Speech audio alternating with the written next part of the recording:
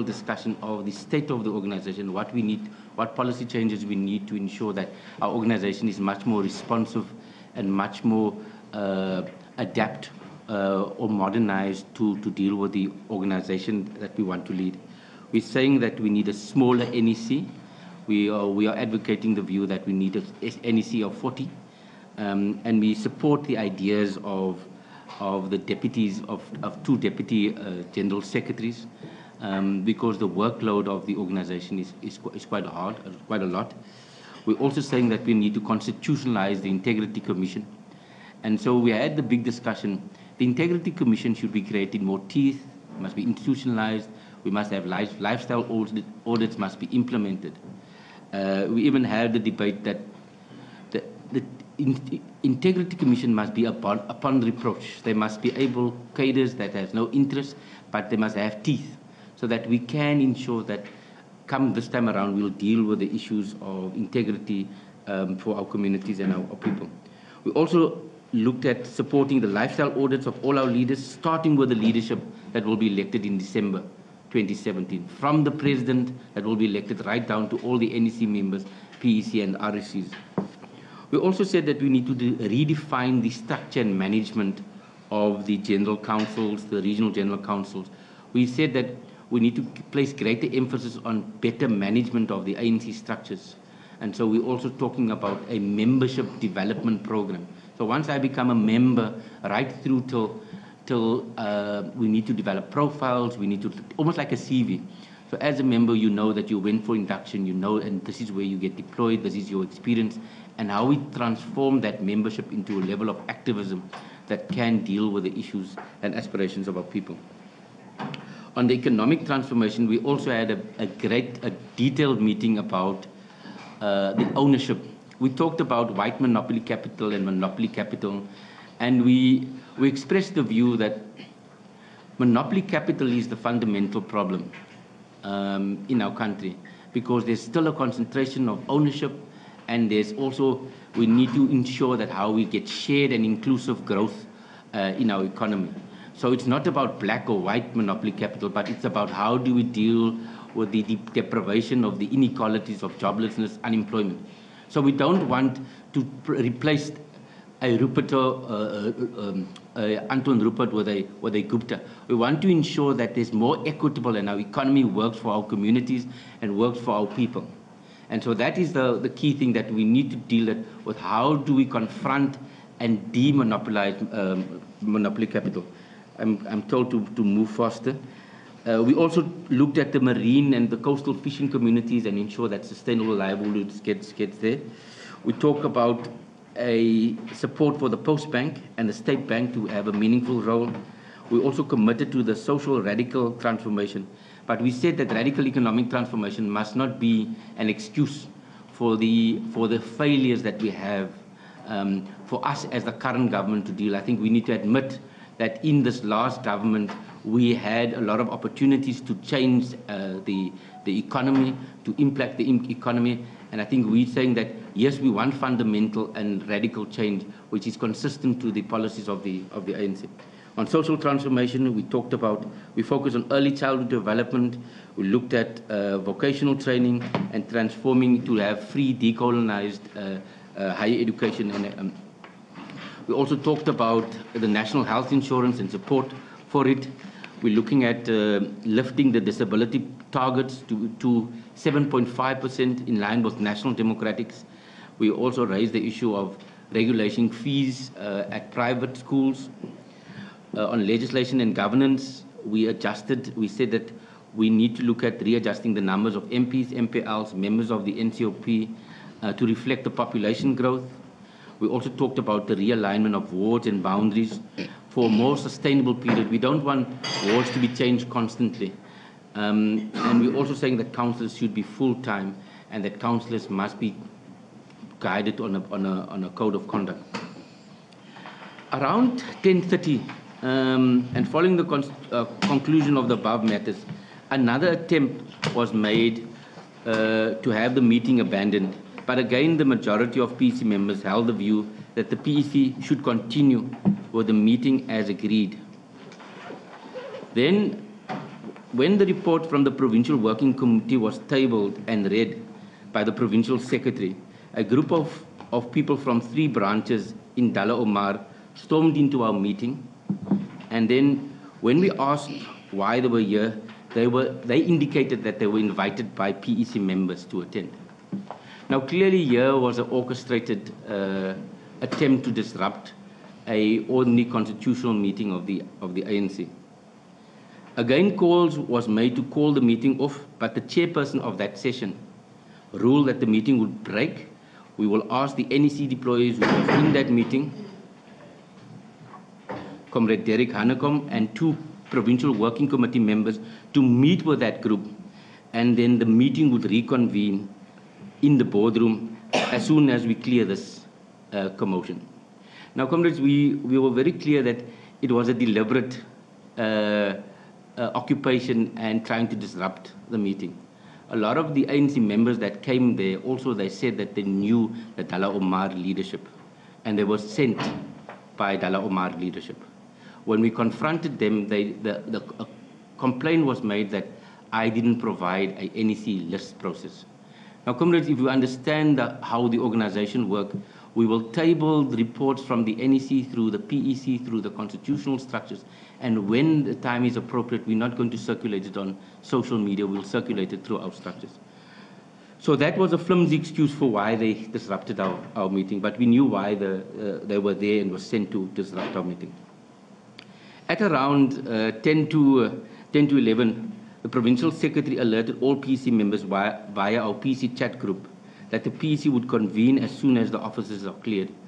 The South African Police assisted with clearing the building to ensure that everything was sorted.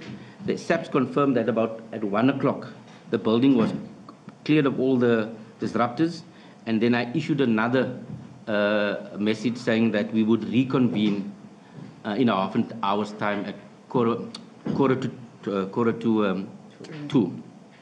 The meeting continued.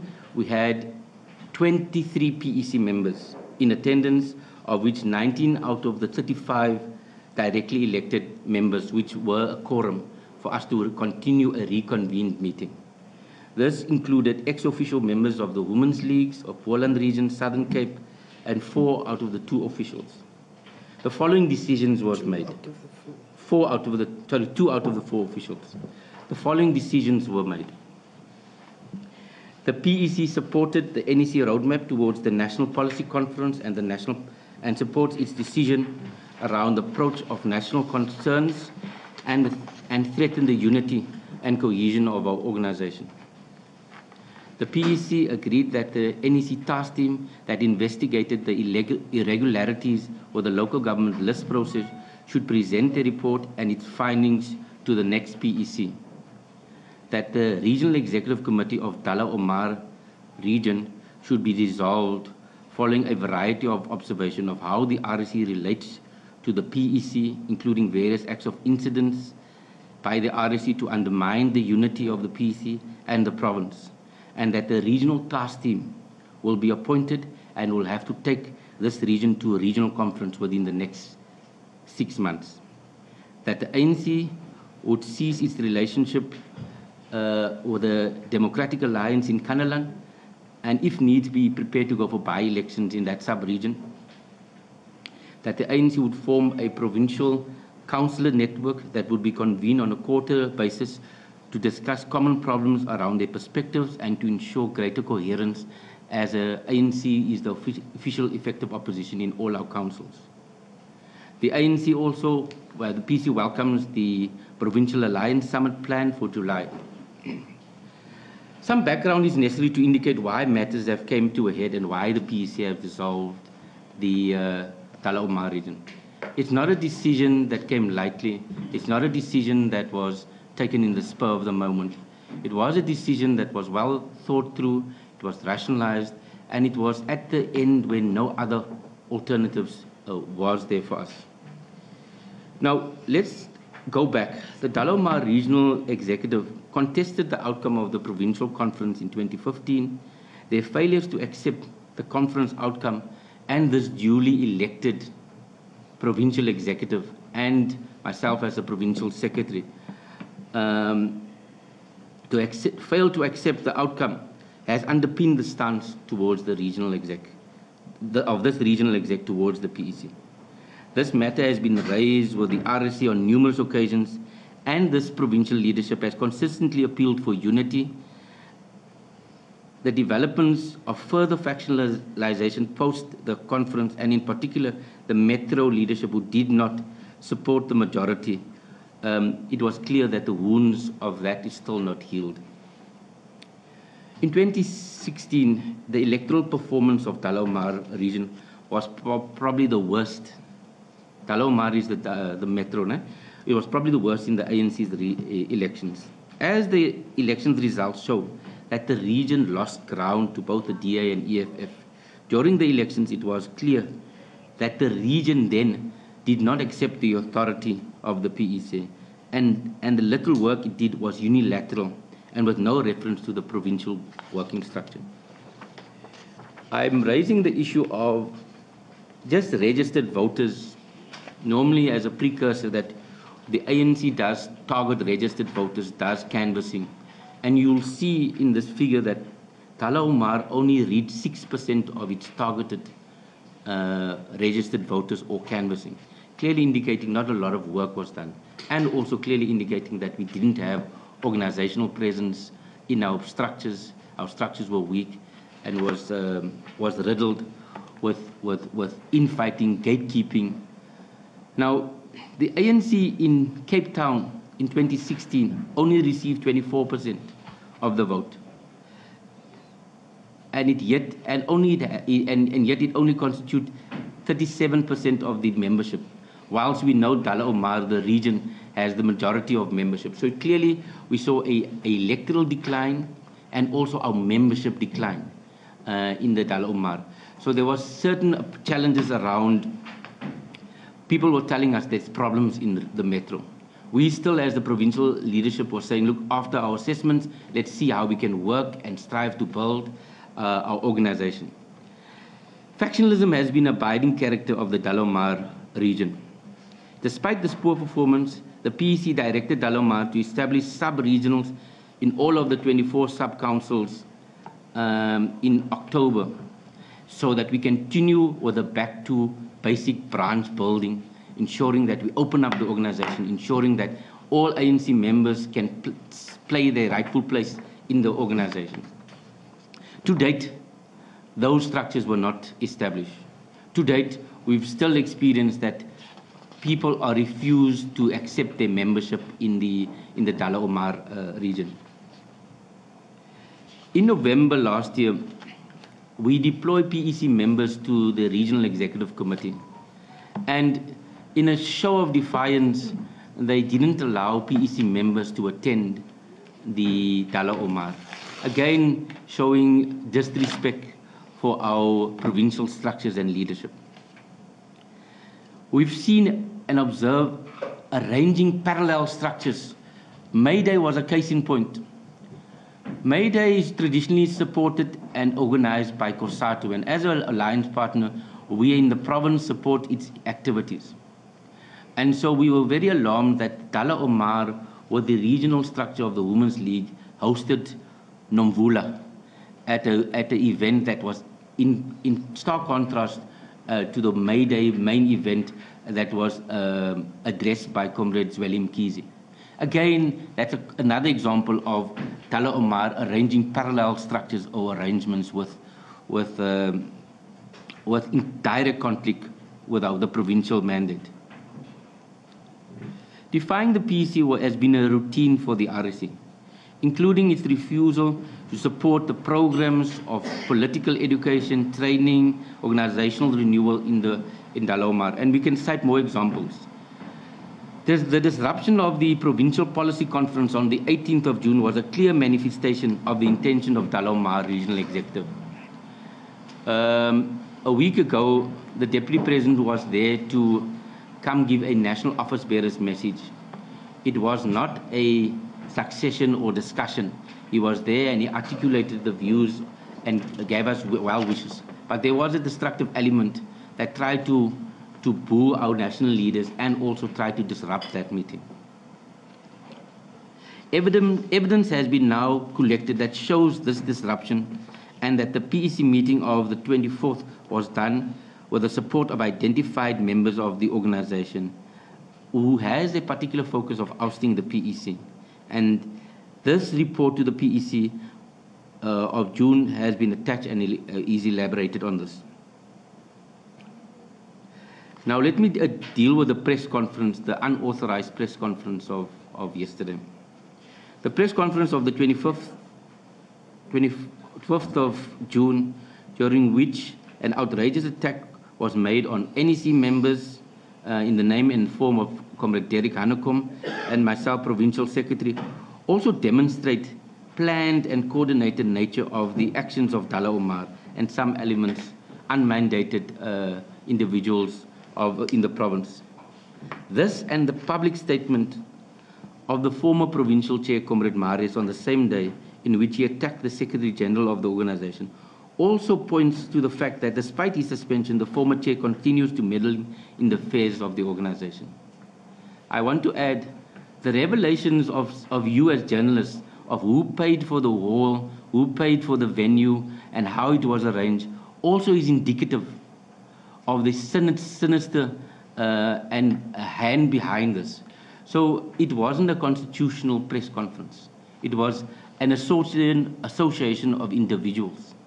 And so we could see that silly season has arrived early, and we need to arrest this. We're calling for all of our members to maintain organizational integrity, maintain organizational unity.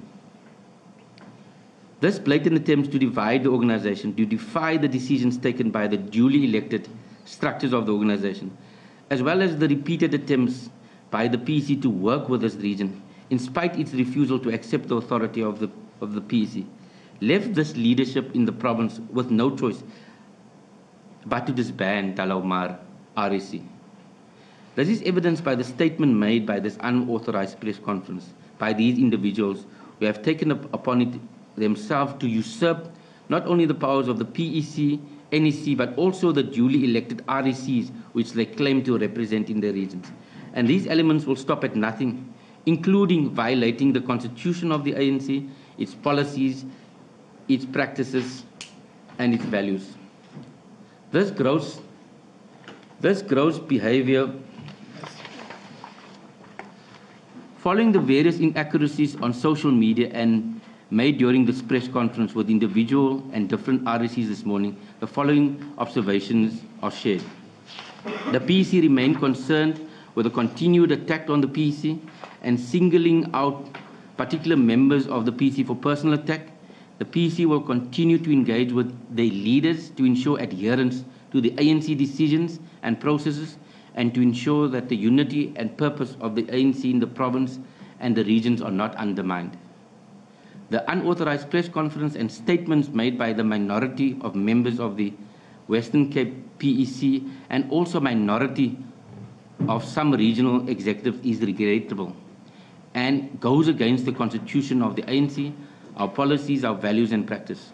While there was a debate and disagreement from the minority of PEC members, the majority were firmly behind the decision to disband Dalla Omar.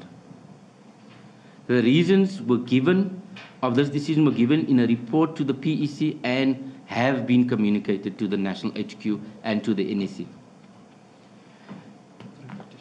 Okay. The PEC is of the view that the opinions expressed yesterday by individuals who claim to speak on behalf of the PEC and those different regions are not represented and mandated to speak on behalf of those structures. It has now become the custom in the province where the minority failed in the PEC to convince the majority of the opinions, views and perspective that such disagreement and dissent is expressed in public to create an aura of chaos and instability. Worse, in this minority group of individuals exploit their relationships with individual regions, leaders in other regions, structures to further divide those regions. We're calling on all our members, all our structures, to not allow that this division continues. This acceptable behavior and intolerance should be condemned. This unacceptable behavior and intolerance should be condemned in the strongest possible terms. Since this press conference held by these individuals, various RSC officials and members have objected to the unfair, inaccurate presentation of their structures as represented by these individuals. And we call on all our members to remain disciplined and not to be provoked by what was said or the manner in which it was represented. Towards this end, the PEC will, within this week, convene cadres forum in the different regions to engage our membership and branch leaders on these unknown tendencies within the ANC. The PEC's main task is to unite, strengthen and build the structures and to ensure that our branches remain active and abhor the exploitation of branches and structures for narrow factional ends by individuals who continue to divide our PEC and our ANC. This PEC is aware of calls for its disbandment soon after its election, and that many attempts have been made to provoke the PEC, undermine our authority for narrow factional ends. And these factional tendencies became more pronounced as we head to the national conference. We will be engaging with our NEC deploys on this matter. The PEC discussed at length concerns about ANC members in the province who use social media to attack each other, promote factionalism, divide the ANC, undermine the authority of the ANC, sowing racism and political intolerance, making utterance which has the potential to bring the ANC into disrepute, and to promote their conference preference and the NEC as the ANC has not announced on this matter. Now let's school some people about the ANC processes. The PEC is elected by branches and not by regions. It finds its authority in branches and does not exist because of regions. The PEC, in fact, established regions. The ANC constitution therefore dictates, in terms of section 21(5.1), that regions shall promote, implement the decisions of the Provincial General Council, the PEC, and the PWC, and that the regions shall be accountable, the REC shall be accountable to the PEC for their functioning. These powers are inter alia to carry out the decisions, instructions of the Provincial Conference, Provincial General Council, the PEC, and the Regional General Councils and the regional conferences, and submit their reports to us as the PEC, as often is required, and not the other way around, where PEC is accountable to the RECs. Thank you. Okay, that was a lengthy statement. Are there perhaps any questions that anyone would ask? Any clarity that you would need? There's 1, 2, if you can identify yourself. 3, 4. We will give another round. So, number 1. Yes, from ANC7. I've got a few questions here. I just want to find out, or rather confirm, if any of the 5 of the 6 regions were part of the decision to disband the Dulomar region.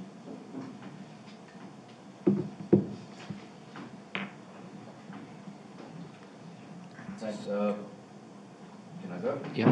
Paul Herman from News 24. This is about National Policy Conference. In the PEC's view, the ones that made the resolutions that's on the statement, in your view, these represent the views of the province. What do you make of the call for the special PEC? The leaders that had their press conference yesterday said that these resolutions aren't binding because it wasn't made by the PEC. Yeah, so basically going ahead international, what does this mean for the province? Okay, Apio from the Times newspaper. One, you say there were 2 of the 4 officials who were there when the meeting then went on. Was it just the 2 of you who are here now? And secondly, what action is the PEC going to take against the leaders who held their own press conference?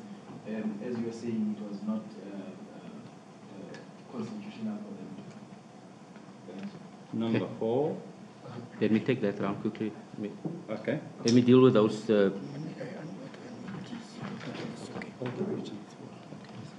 Okay. So all the regions were present in the PEC, the full day. So when we adjourned with the disruptions, Boland was part of that collective. So look, when you come to the PEC, you have a directly elected PEC members, which is constitute 35, and then you have ex-officio members, which is your regional secretary and regional chair. We have 6 regional secretaries and 6 regional chairs. So and then we have league representation of the veterans and the women's league and the youth league. So there was Boland was represented in the adjourned meeting. Southern Cape was represented in the adjourned meeting. The women's league was also represented in the adjourned meeting, and Overberg apologized in that meeting. So yeah, and in terms of the policy conference, now comrades, the PEC is the culmination of all the policy process in the Western Cape. So we started the policy discussions from when it was opened at the National. I think it was in February or so. We've circulated all the policy documents. We've invited comments. So this meeting was just a consolidation of all the inputs. So when I highlighted, it was only the new additions that the PEC members spoke about. The majority of the issues was already consolidated into one document. So in policy discussions, it's about how we convince each other about the views that we have. And it's a festival of ideas, and we engage on terms like white monopoly capital, radical economic transformation, and we have and exchange views. Then we try to get consensus around what is the coherent views, and the branches also part of this. So we as the PEC had the lengthy preparation meeting. So all of the discussions and inputs that we've raised will be tabled as a consolidated view of the Western Cape. Paul, now, when we as the delegation of Western Cape get to the national conference, we need to lobby and convince other of our colleagues of the key issues that we want to take. So say, for example, on the fishing economy, rural economy, those are things that is very dear to us, and tourism economy, those are things that we will lobby our other colleagues so that it gets tabled at the national. So it's a festival of ideas. It's about how we convince each other. So we don't need a formal sign-off, but that policies that we have, our delegates have gone through it, and so it does represent the broad aspirations and wishes of our PEC. The chairperson, let me also say that both myself and Kaya left at 5 o'clock. So Kaya had an engagement, family engagement at 5 o'clock. I left with the PEC at 5 o'clock at Saturday. I broke my fast. I went to give a message of support to the Muslim community at Anchor Bay, and then I returned at about 6:30. So all of our PEC members, all of us there, but in short, the adjourned meeting, it was only the 2 officials that was in the meeting. Maybe if I can answer that one. Because when the chairperson left the meeting, the chairperson already at the start of the meeting, the morning, tendered his apology that he had to leave the meeting at 5. At the time when the chairperson left, the secretary was not back, and the chairperson assigned myself to chair the session further, as in my capacity as the provincial treasurer. So we continue with the meeting. Myself and Comrade Tandi, the deputy provincial secretary, was then there with our NEC convener, and the meeting proceeded. Secretary returned while we were still busy with the policy document discussions, but our acting chairperson apologized for the rest of the remainder of the meeting. Just in terms of Apiwe, your question about, look, whether you apologized or not apologized for the meeting, there has been a collective, and the ANC works on the principle that once a decision gets made, I have to execute this decision, and anyone has to implement and abide by the collective decisions. So I think we have received some apologies, but we have to implement and execute the decisions. Now, the question around what we're going to do for those undisciplined comrades. Now, I think there's two categories. There's some comrades that have been deliberately came and orchestrated that meeting and raised issues in a very undisciplined, sowing division and also promoting factionalism. Those comrades, we will have a process to deal with them. We'll try to ensure that there's corrective behavior and counseling. Then there's other comrades that really has legitimate issues that they've raised in the meeting. So Comrade Windy, for example, talked about the process. So I think those are things that we can engage as comrades. Our primary objective is that we will build unity, but we can't allow uncomradely behavior. So our DC chair is here, Comrade John is at the back.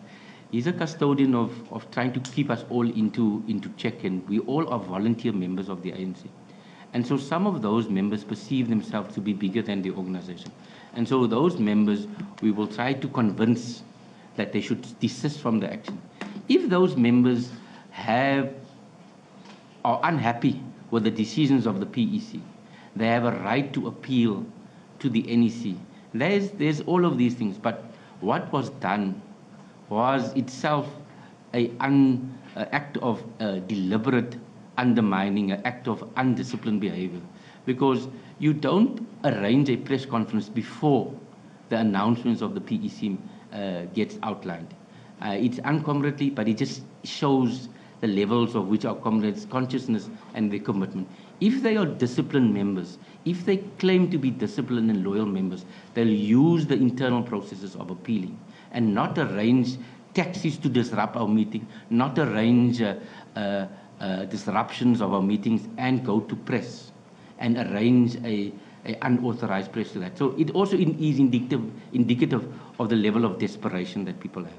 So I think it also warrants the reason why we had to act in the way we did.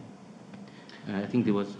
Yeah, before we go, I think we also need to clarify just a few questions, or two issues basically. The Constitution of the ANC allows for a national policy conference. It does not call for provincial policy conferences. And what has happened was that the PwC extended courtesy to branches who made submissions to our policy input. And then a meeting was held, decided by the PwC to have delegates met so that they could discuss the policy proposals. And that was the intention of the meeting.